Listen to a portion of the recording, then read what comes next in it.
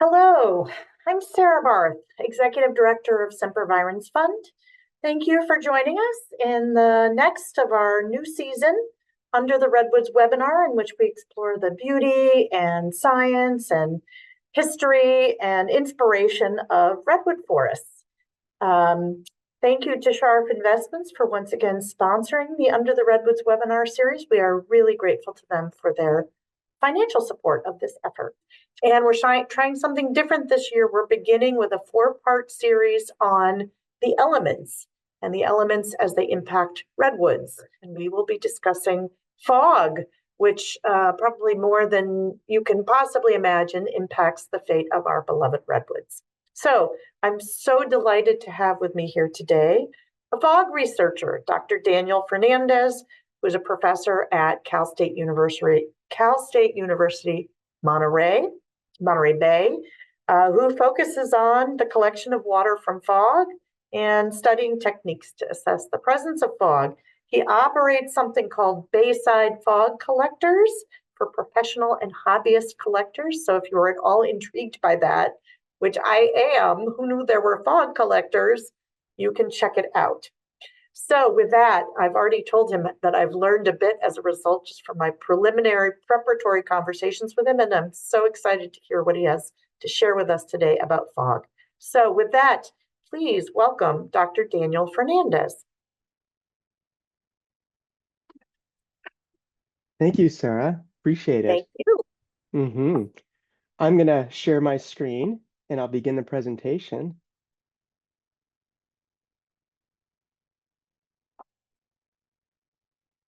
Well, welcome everybody, and thank you for coming today.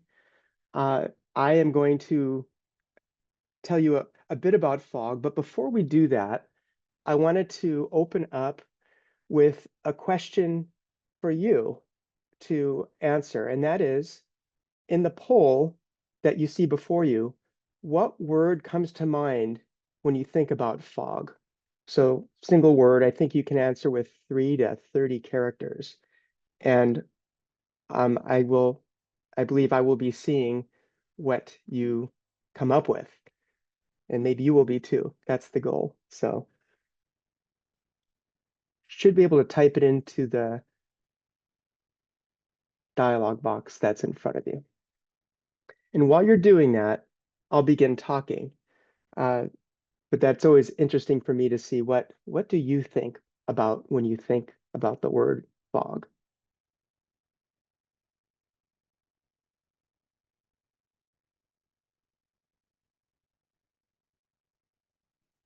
So today I am going to be talking about a few things.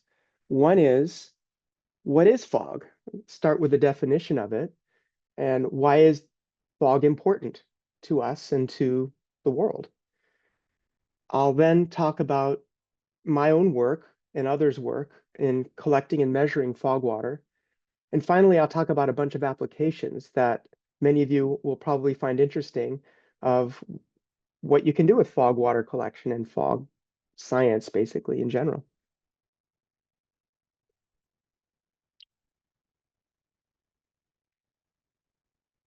First of all, I'm going to give you a few definitions of fog.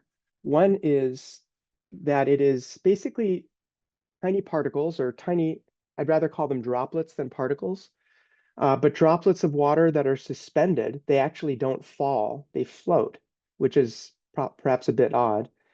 And they differ from clouds in that they're near the ground. And Cambridge follows a similar definition that's basically saying it's a cloud that's in contact with the earth is another way to think about this. And the other important definition is that fog reduces visibility to less than a kilometer.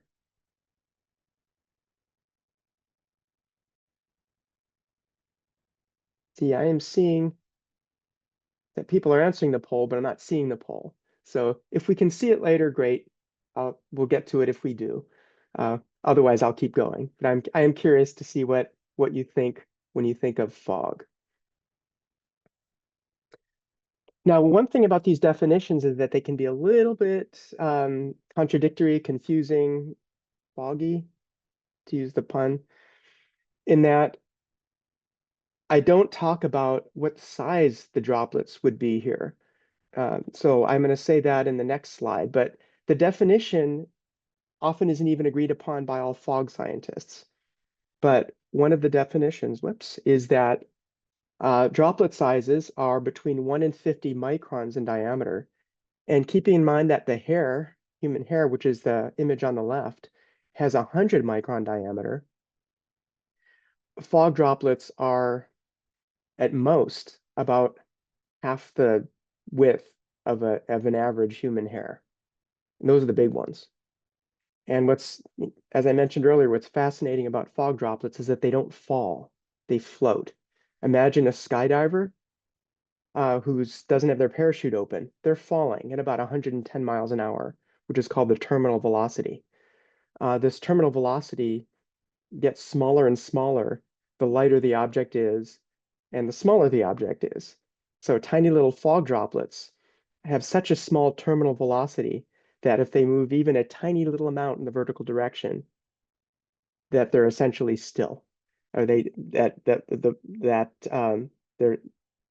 limited by that incredibly small speed of fraction of a millimeter per second fall speed.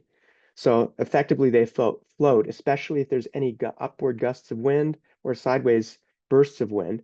That's what's going to move them. It's not going to be their falling due to gravity. So fog then, I'll summarize it. Droplets that are between 1 and 50 microns in diameter, enough of them to limit visibility to about a kilometer. And these are the same droplets that happen within clouds. So fog and cloud are really cousins, or essentially they're one and the same, except that when the cloud is in contact with the ground, it's considered fog. And that limits clouds, such as you won't get a cumulonimbus cloud on the ground.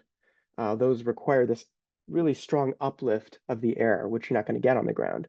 So the type of cloud that you're going to get on the ground is more like a stratus cloud, which is much less dynamic than something like a cumulonimbus cloud or even a cumulus cloud, which are typically associated with rain, the cumulonimbus ones anyway.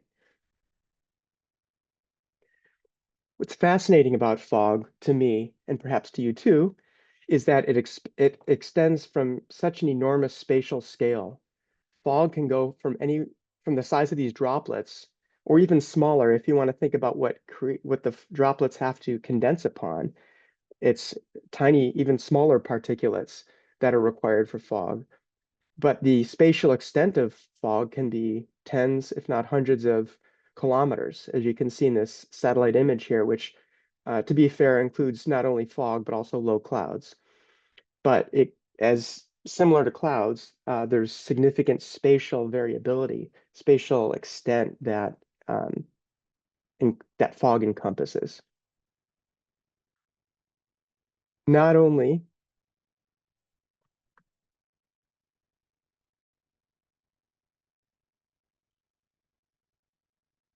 not only is fog at the extent of the spatial scale, it's also at the extremes of the of geography, but it is also the extremes of the spatial scale of life. So on the right, we have an image I took from the Sempervirens Society of a redwood tree, which, as many of you may know, depends on fog, these coastal redwood trees anyway, for their survival. As a matter of fact, some studies show that between 25 and 40% of the water that these trees consume is from fog, which is amazing. And on the tiny end of the scale, in that patch of gel there that the gloved hand is holding, that was grown from spores and bacteria and material that was collected in fog in the mid-desert, which is what you see before you. So we have two extremes on the spatial scale of the flora, really tall ones, the tallest ones on the planet, and some of the smallest ones on the planet, both of which are fog dependent. And of course, you have what's in between as well. So here's some in between cases. They're not nowhere near as big as redwoods, but nowhere as small as the bacteria we're talking about. So on the left, we have a Chilean plant known as Tillandsia. Uzbeki is the specific species of it, but there's many species of them. But this species is fog dependent completely. It's growing in the Atacama Desert, which essentially gets no rain, and it gets all of its water from fog and perhaps from dew as well. So some combination of those. And the plant doesn't have roots. It's a very different type of plant. Air plants that you may have seen are a version of Tillandsia. Similarly, also in Chile, in a semi-arid area, there's a forest that is completely fog dependent or nearly completely fog dependent. It's at a national park in central Chile in the center image here. And all of the greenery that you see there, almost all of it came from fog. It gets some rain, but very little each year. And then there's these fog oases that happen, and they're each maybe an acre or two, a couple of acres, and there's hundreds of them in this vicinity in central Chile. And the fog is what keeps them alive. There's trees that are living in these oases that would not survive in this region were it not for fog. They're not found in this region otherwise. They're typically found 800 or 900 kilometers south of them. And then on the image on the right, we see oak trees that are being watered by a fog collector at my university, California State University, Monterey Bay. So again, oak trees are somewhere in the middle of the spectrum of sizes of flora that fog can support.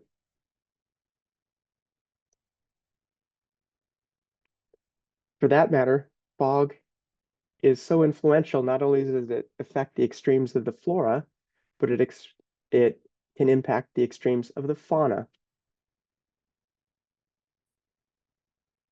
On the largest side, whales, what's coming out of their blowhole is fog. I guess you may argue it's not because it doesn't limit visibility to a kilometer, but if there were enough of it, it would. It's actually very dense fog, but just on a very small scale. However, they create fog through their blowholes. Um, that's how we can detect where the whales are. We see their blowholes, and it's the fog we're seeing. And within that fog are bacteria that help us learn about the health of the whales. So we got tiny bacteria. Again, you got the smallest fauna and the largest fauna associated with fog. Just shows the extent in which fog is prevalent, whether we think about it or not, it's there. And fog has an enormous impact in many different regards. And I'm just going to name a few of them here. There's an ecosystem dependence of fog. For instance, as I mentioned, the redwood trees are fog dependent species.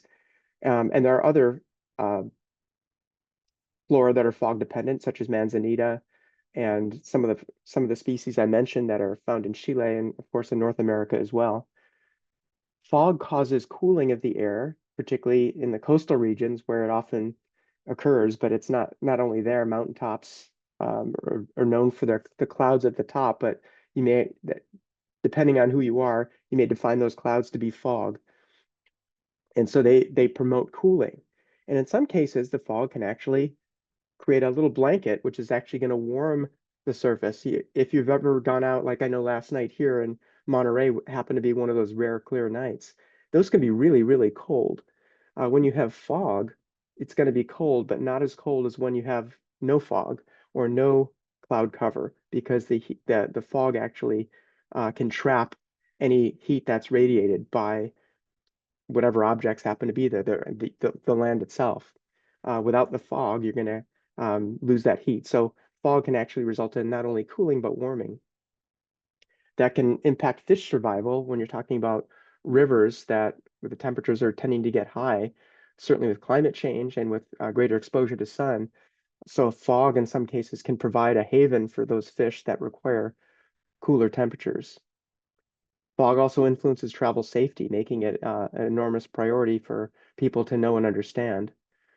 It reduces the evaporation and the transpiration associated with trees, and it thus impacts their water balance as well as their survival. And in some cases, it can also lead to disease outbreaks, fog itself, because fog is a vector for microorganisms and pathogens that can be damaging to plants. So it can go both ways. It can help plants, it can hurt plants. It depends on the situation, on the context. And fog is also a vector for chemicals. It moves chemicals around. If there's industry near at some location where there's fog, any chemicals that are produced by that industry can be transferred through fog and wind to other locations. And not just anthropogenic chemicals, but chemicals of any type. Chemistry of the ocean gets moved through fog onto the land. And fog is both affects, as I mentioned earlier, the climate, and it's also affected by climate change. And you see, I've seen a bunch of pictures like this, which show this is a little bit tangential to the point raised above it, but it seems related enough that I could put it here, where we see these large-scale wind turbines in the middle of the ocean that are actually generating fog as a result of them mixing the different air masses together. The cooler and the warmer air masses are getting mixed together, resulting in the conditions that allow the formation of fog. So these are fascinating. I've seen a number of images like this.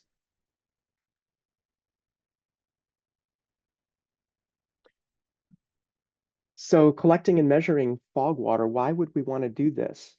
And I'll give you a few reasons. They're listed here, but I'll give you some background on that. Fog is something we don't fully understand. We have a difficulty predicting exactly when it's going to occur, for how long it's going to occur, how thick it's going to be. These are things we don't really know how to do. So we're hoping that by collecting and measuring it and understanding it better, that we become better at predicting it and knowing how long it's going to last, for instance. We're also interested in seeing what is in the fog. And I mentioned fog can be a vector for chemicals and uh, biological material as well.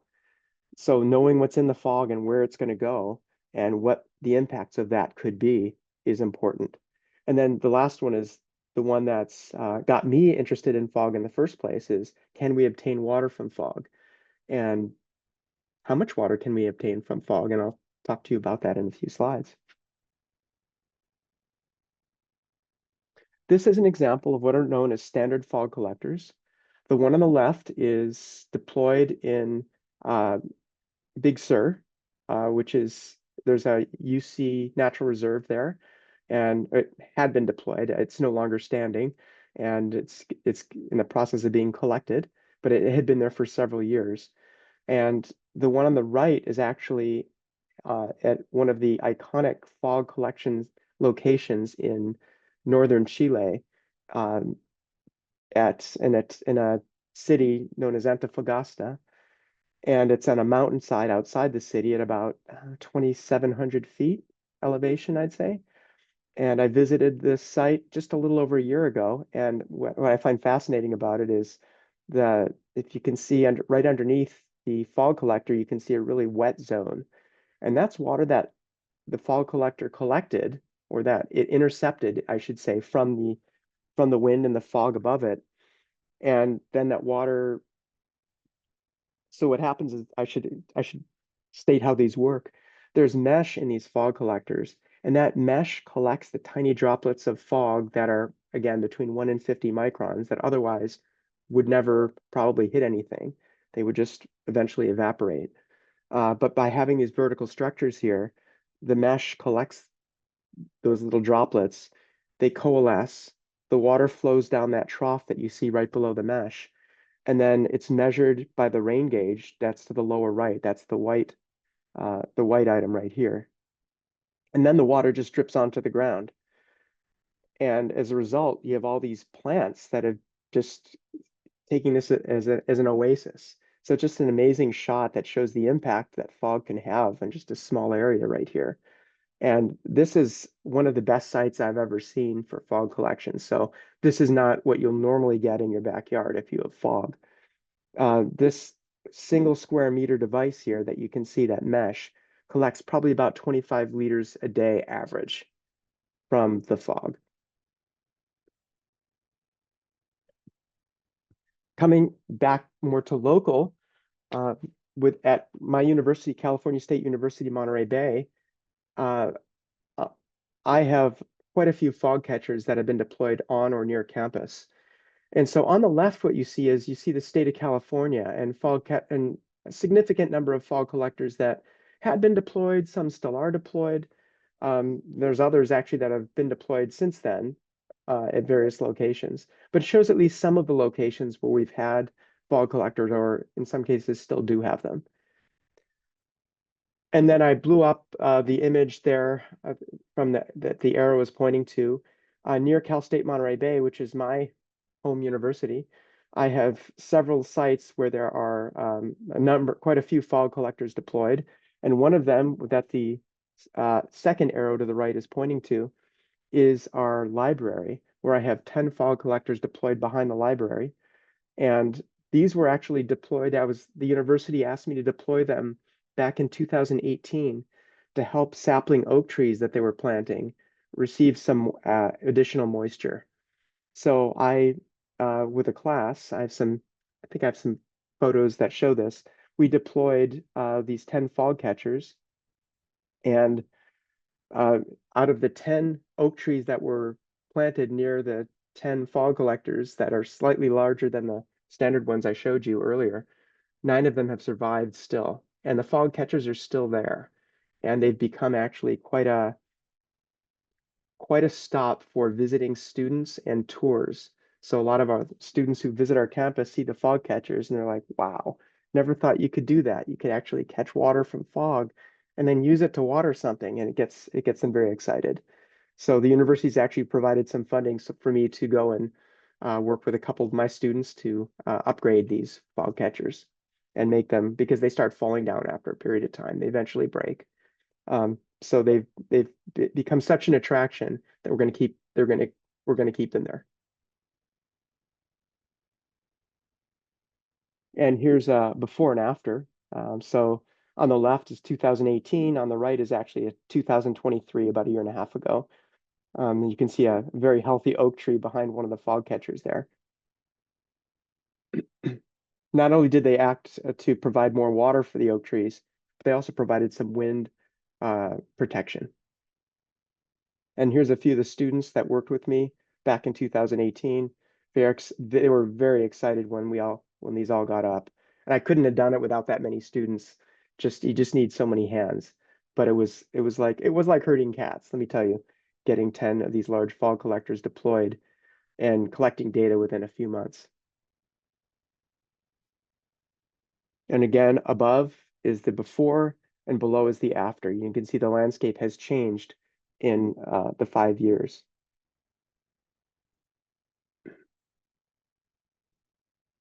And here's an example of some of the data that these fog catchers have collected. And one of the things I'm sure that some of you may ask this question is, do fog catchers collect rain? What do you do about rain? Well, fog catchers do collect rain. They don't distinguish between rain and fog. They're actually going to get any water that hits that mesh. So they're going to get the fog. They're also going to get the rain. But what is true is that if you have a rain gauge is the device that meteorologists use to measure rain, that doesn't collect fog. Fog needs something for it to hit against, for the water to accumulate and then drip down. If you just put a rain gauge out on the ground, it's not going to get fog, because fog doesn't really fall. It really only blows to the side. But it will collect rain. So I have rain gauges near my fog collector so I can distinguish what water that comes in to the fog catchers is fog mixed with rain or just rain versus fog. So I can separate the rain from the fog. And that's what you see in this example here, where the red represents the total amount of water that's been collected. And then I remove the rain. And in the cases where you see dotted line, that's what's left after the rain was removed each day when we had rain. We don't always have rain, but we get it sometimes. And sometimes it comes at similar times as the fog. So I do my best to try to separate out what's rain from what's fog. And I did that for our 10 library sites over the 5 years that I have data. Granted, there's some periods of time when a fog catcher might be down or there might be a problem with a rain gauge. So there are times that sometimes we miss some of the data, but you can see uh, across the 5-year period, I have the totals below of how much each of the 10 fog collectors that I have deployed at CSUMB Library collected, and then how much rain they collected as well, based upon the best I could from the measurements I received. And then up above, I took the data that had the rain removed and plot the monthly data from each of the 10 fog collectors over the 5 years. So you can see some very interesting dynamics, and that during a lot of the fog events, uh, they collect different amounts of water. Some of them collect significantly more water than others, like maybe double the amount of water in some cases, depending upon the specific event. So that's something I've noticed about these fog catchers is several that are relatively close to each other may collect different amounts of water. They see the same fog events, but one will collect more water than another.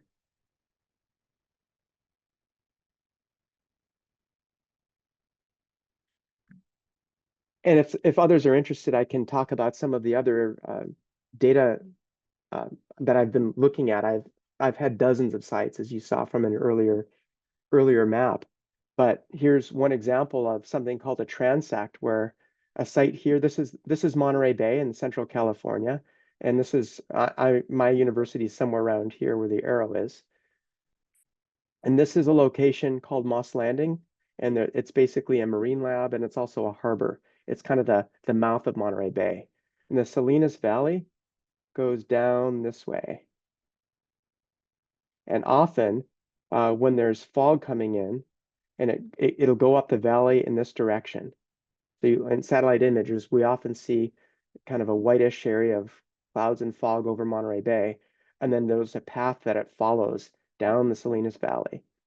And so what I was fortunate to be able to do is have several sites, one at Moss Landing right at the mouth of the bay, one a few kilometers inland that I've been collecting at for years, and then another one here at another different UC reserve called Hastings, where I had a fog collector there collecting for about 4 years. And then you can see how does the fog uh, differ in terms of its pattern over scales of, let's say, 70 kilometers. So it leads to some very interesting analysis, which I'm not showing now because I want to get to something else in the time I have. But if there's interest, it can be discussed later. I want to talk about, and some of my colleagues from the North Coast County Water District in Pacifica might be on this call or on this meeting, but Pacifica is located just south of San Francisco, and I was fortunate to work with the North Coast County Water District that was interested in measuring what kind of fog they get. Now, Pacifica is known as the fog town. I live in Monterey, which also takes pride in its fog, but I'll be honest, we're a far cry from the amount of fog they get in Pacifica. They get probably a factor of 10 more than we get here in Monterey. And you wouldn't necessarily know that by just looking at the weather or anything like that. You'd say, oh, Monterey's a foggy area, and so is Pacifica. Pacifica, uh, there's significant water that my fog collectors are going to get there that they're not going to get here in Monterey. And so there's a lot more to fog than meets the eye is one of the lessons I would give. So there's a trail there called, or hold on one second, a location in Pacifica called Malagra Ridge, where I have 3 fog collectors deployed during fog season, which typically runs between May and October. I'm going to show you some of the results from last year from Pacifica, and you'll get an idea of how much water, even just a couple square meters of mesh can collect. First of all, here's some students and me where we were deploying one of the fog catchers in Pacifica about 3 years ago.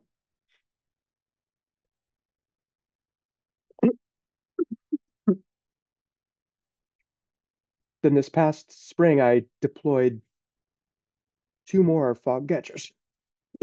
Excuse me, I just got over the flu, so still coughing a little. And this is one of them. And I'm not sure you'll be able to hear this, but this is a movie.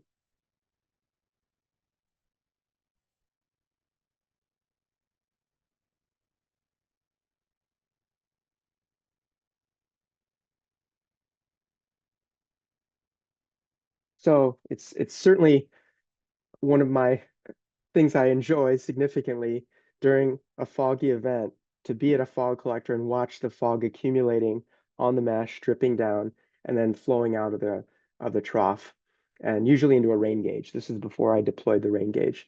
But you can see there's a significant amount of water that comes out in a relatively short time during a big fog event. And so this is the third site. So I have 3 that are deployed and within the same region there. And the reason I'm showing you them is, and they're separated by about 100 meters each. They're all within kind of a couple football fields of each other, basically. And these are the data that were collected from all 3 of them. And I had permission to share the data from my colleagues at North Coast County Water District who own the data. But what you see here, this is the green one is what I call the main site. And they're all separated by only, like I said, a couple hundred meters, but it receives about double the amount of water, at least June, July, and August, September, actually most of the months, compared to any of the other sites. Only 2 of them were deployed in May, so it's hard to compare there. But over here, for instance, when all of them were deployed for the same amount of time, the significant amount of water.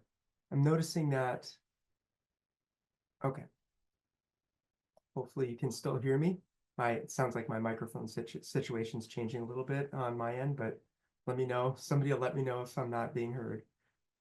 Dan, this is Matt. We can hear you, but your What's sound did change. fascinating is of the 2 other sites, one of them was outperforming the other in June.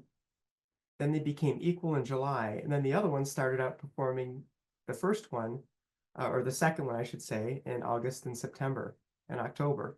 So they actually changed which one was more effective at collecting fog based upon the portion of the season. So I think there are shifts in wind direction that impacted which fog collectors were collecting more fog water than others. And if you look at the amount of water that these are collecting, we're talking in a month from a square meter over 250 liters. And if you do the math, that's about 8 liters a day, or about 2 gallons a day average for a square meter during the month of August, for instance. So that's a pretty significant amount of water. Not as much as Chile, but far more than I see in most other places where I've deployed these. So why would I want to, or anybody want to collect water from fog? These are pictures of some fairly large fog collectors at a research station in the Atacama Desert. And at this research station, they have 4 of these. That you see 2 of them here, and you see 2 more in the background there. And you can see the barrels here that store the water that these collect, that then is used to provide water for the research station. So it's really neat. You can take a fog shower there. The toilets are run on fog water. They don't drink it because they don't treat the water there, but everything besides the drinking water, they use the fog water for, including agriculture, as you'll see in a minute.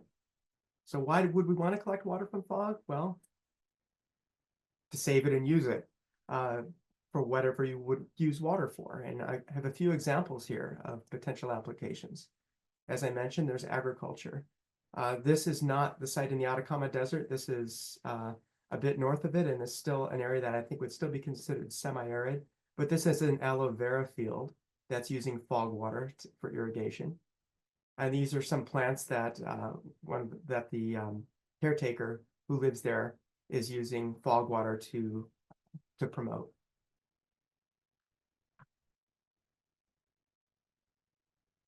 This is from the Atacama Desert. They are actually they have a greenhouse there and they're watering lettuce and strawberries. I picked those strawberries myself. I said, "You got strawberries, can I pick them?" And like, "Sure," and eat them. And so I did.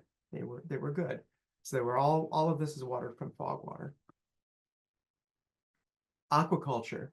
Again, this is a semi-arid region, and that's the caretaker I mentioned. And what they're trying to do here is use fog water to grow fish, and then use the effluent from the fish to then fertilize the aloe fields and the other agriculture that they're trying to grow in that area.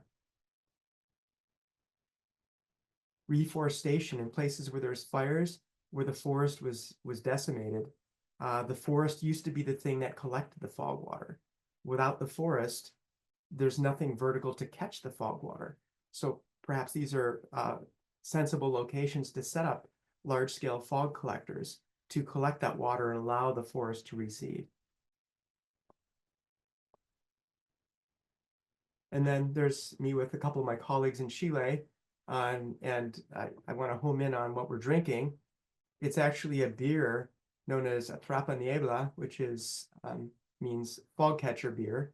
It's beer made out of water caught by fog catchers. And apparently every restaurant, every service, or restaurant and bar in the city of La Serena, where I was located with my colleagues there, sells it. So it's actually, since I was there 7 years ago and actually visited the site where they collect and brew it, it's grown significantly, which is impressive. So I want to allow time for questions and discussion. And this was just a short snapshot of some of the work and some of the applications of fog research and collecting of water from fog. I'd like to address what questions you have and find out what else you'd like to know. Thank you.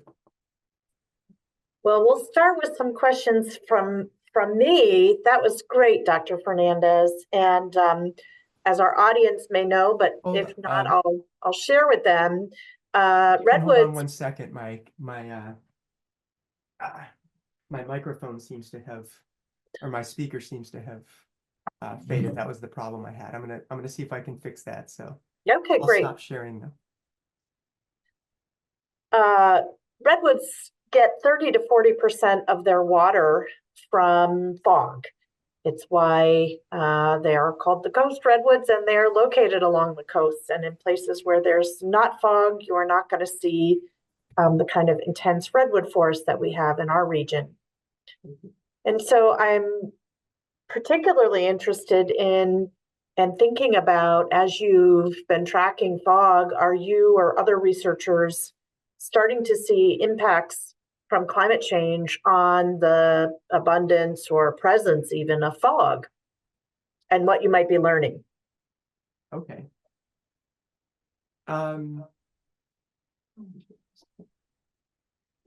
So the question is about climate change and fog, and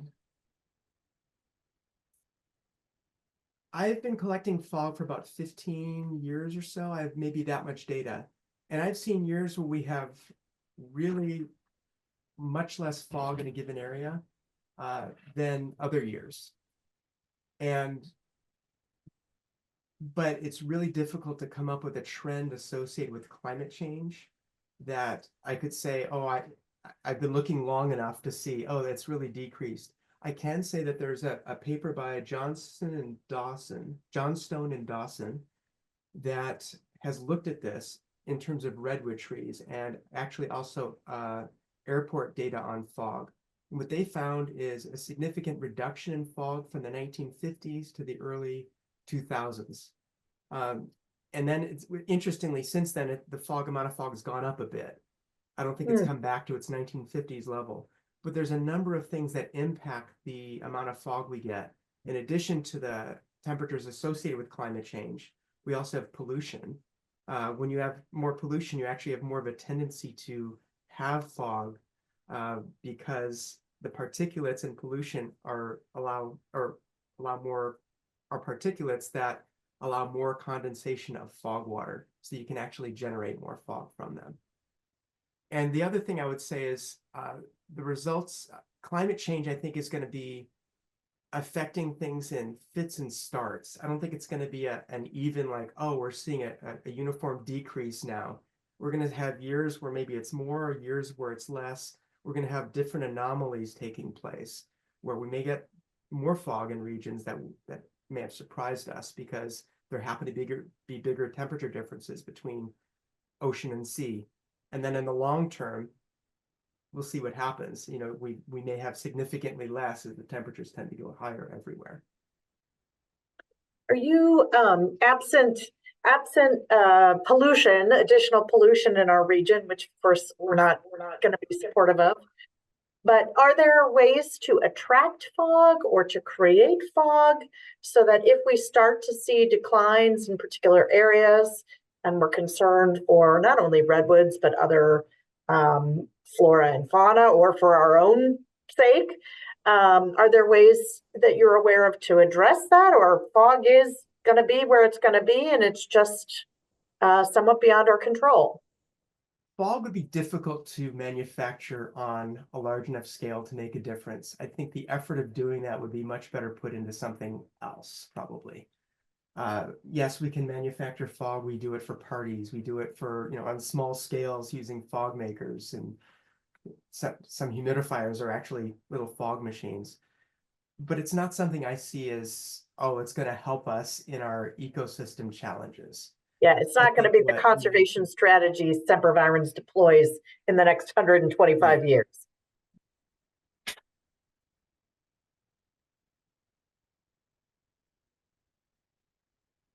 Okay. Could you repeat the question?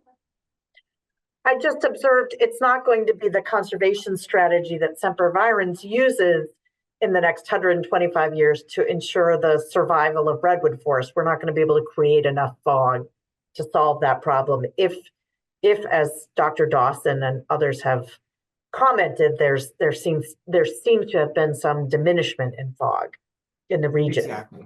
Exactly. Yeah.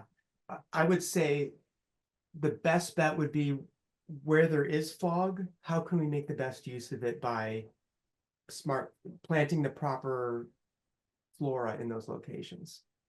For instance, that might be a really good application of using fog. And just as a Californian and somebody who lives in the arid West, the idea of fog catchers as a solution to some of our water challenges, whether it's super local in a place like Death Valley or beyond, I'm curious if you see it being able to be scaled up to the point that it could really sustain, say, the drinking water needs of a community like Pacifica. Is that where you're heading with some of this research? I think it would be a far-fetched to sustain the drinking water needs of a significantly sized community. There is a village in Chile known as Chingongo that had about 250 people that for about a decade got all of its water from fog collected above the village, several kilometers above. That lasted, as I said, about 10 years, and they decided it was too much effort to do that. So while it's possible, it becomes its own infrastructure that needs maintenance, replacement, supervision.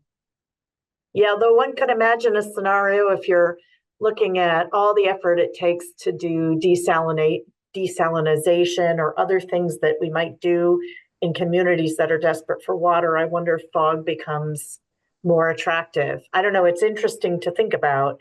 The last question, and then I'm going to let my colleague share some of the questions we've gotten from the audience, is how did you get interested in this? I mean, I find fog intriguing and mysterious, but I don't think about it a lot, and it clearly fascinates you. I'm just curious how you got into this field.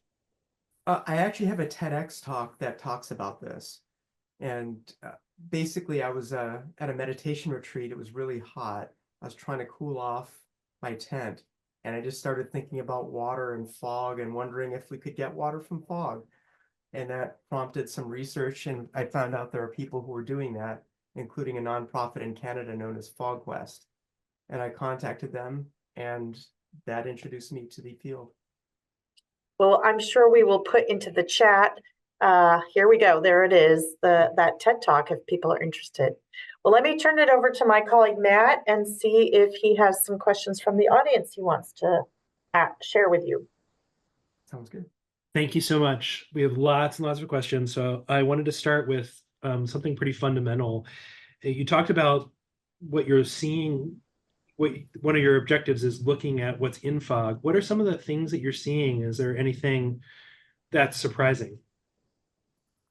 I guess it could be surprising if you've never seen it before. one of the things that was interesting, a colleague of mine at UC Santa Cruz was a mercury chemist, and he noticed high amounts of the same chemical that's in tuna that leads to mercury contamination called methyl mercury. Small amounts of it in fog, but more than in rain. So the fog was, we believe, a vector that's bringing the mercury, the methyl mercury that's found in the ocean because of mercury mining and things like that. Bacteria in the ocean produce methyl mercury. It finds its way into the fog. Fog brings it to the land, and then it starts working its way through the food chain on land ecosystems. So that was one thing, but it's something that has, I think, been overblown by the media. Things like toxic fog were often stated in newspaper articles because it made for good PR, but it wasn't really correct. It's just slightly larger amounts of mercury, but it does bioaccumulate in the food chain. So it does add to the, carnivores that eat herbivores that eat the plants and the carnivores that eat them. The mercury in their hair and their organs gets higher. So that's one thing we've noticed. Near the ocean, you're going to find greater amounts of sodium, chlorine, sulfur in fog than inland. You're going to find there's a lot of people who do fog chemistry work. I'm not one of them, usually, but they're seeing things. If you're near industry, they're going to find the same chemicals that the industry uses in the fog. Can you speak a little bit about Phytophthora or some of the other organisms that have been transferred via fog and have impacted and been spread through the plant world? I'm not an expert in that, but there are plant pathogens. One of my colleagues, I know, just finished his PhD at UC Santa Cruz looking at plant pathogens associated with moisture, of which fog is among them. So not only fog, but dew can be a promoter of these and allow these pathogens to spread. So I can't really get into the details of the plant pathogens so much. I'm more on the physical side. Thank you. And I think you just answered one of several questions that came in here. When you mentioned Moss Landing, of course, there was a fire there recently at the lithium power plant, and there's concerns about toxic particulates in the air. And so another question was, what does fog do in terms of moving around particulates and chemicals? Is it mostly moving around localized ones, or is it moving things into the region as fog, accumulates and moves into a geography? It's a good question.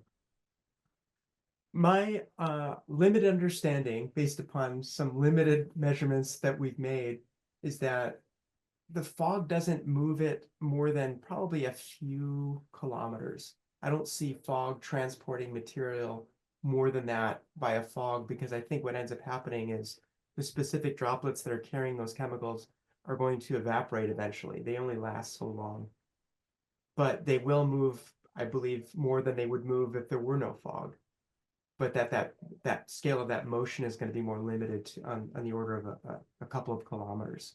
So if you get a couple of kilometers inland from the ocean, the fog is much less saline than it is right at the ocean, for instance. Great. Thank you. That's really helpful. And you mentioned fog and dew, and we did get a question about what the difference is between fog and dew. Great question. This is an important question because often people say that fog condenses on a surface, and it doesn't. Fog is already a liquid. So fog, how it gets to a surface is it impacts the surface, and then the moisture from the fog accumulates on that surface, but it doesn't condense on it. Dew condenses. So dew is going from the vapor phase to the liquid phase onto the actual object. Whereas with fog, it's already in the liquid phase on the little particles in the air, creating these droplets that then impact something. So fog is already a liquid, and dew is a liquid, but it condenses directly onto whatever it is that it's found on. Thank you. That was really helpful. I've been wondering the same thing.